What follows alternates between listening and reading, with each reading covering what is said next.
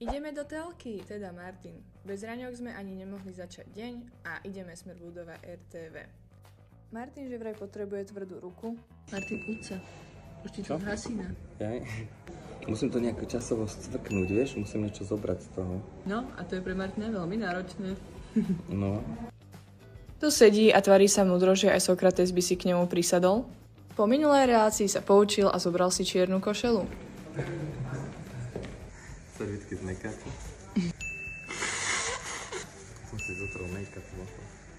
Martin sa konečne priznal, že? Prebral. Martin má vybavené dutiny, takže tým pádom sa chcel ešte rýchlo stihnúť vysmrkať pred vysielaním. Ďalší nevhodný vtípek a ide na to. Mňa dovnútra nepustili kvôli miestu, ale to nevadí. Martin nesklamal aj tentokrát a má nevhodné okuliare. It was at this moment that he knew. He fucked up. A ak ste zaujíma téma vysoký krvný tlak, bež na archív RTVS, ranné správy 1.7.